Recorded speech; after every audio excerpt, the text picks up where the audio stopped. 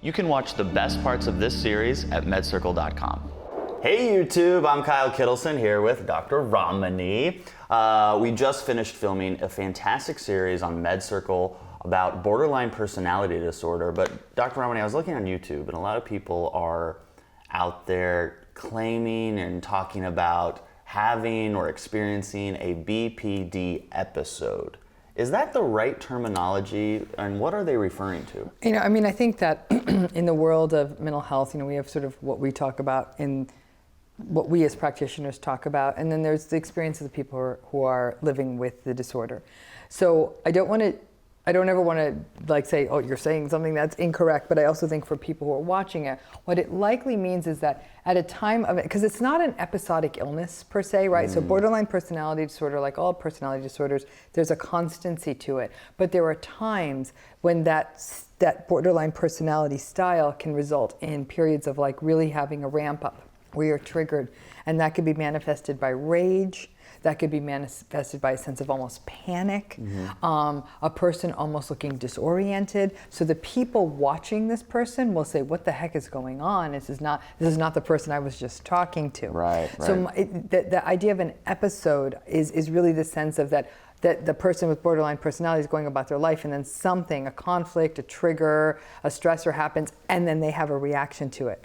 We do know that borderline personality is characterized by often disproportionate reactions to triggers and stimuli. And the people who have borderline personality will be the first to acknowledge it, saying, yeah, that was probably too much. I just couldn't help myself. Yes. They feel that there's no other way to respond in that moment. And so that is what is meant by the episode. But the episode itself is not a clinical term. Right. It's not something we track and say, oh, we're looking for certain kinds of episodes.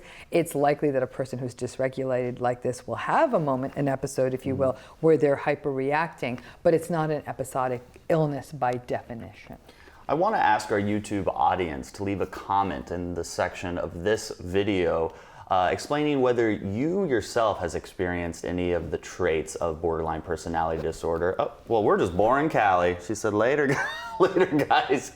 Callie doesn't want to read your comment, but I do. If you've experienced anything personally from BPD, or if you know somebody who has BPD and what they've experienced, I'd be interested to see what those unique experiences look like. Now on YouTube, you have addressed the 9 traits of borderline personality disorder, but you also gave our viewers in our new series on MedCircle where the DSM is taking how we diagnose and how we meet that criteria.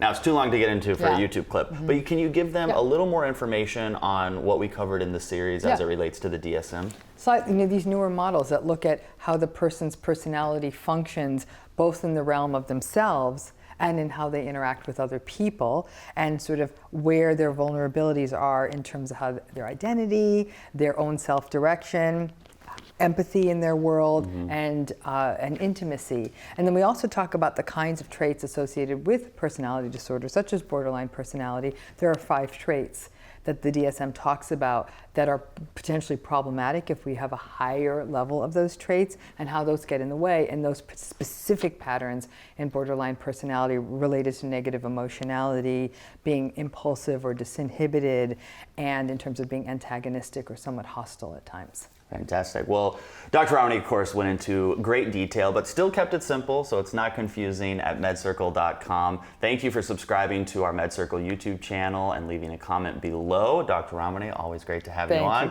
I'm Kyle Kittleson. Remember, whatever you're going through, you got this. Thanks for watching. Your next step is to go to MedCircle.com and finish watching this series. There you can also access other series and get actionable advice and simple explanations. Continue your mental health journey at MedCircle.com, and I'll see you there.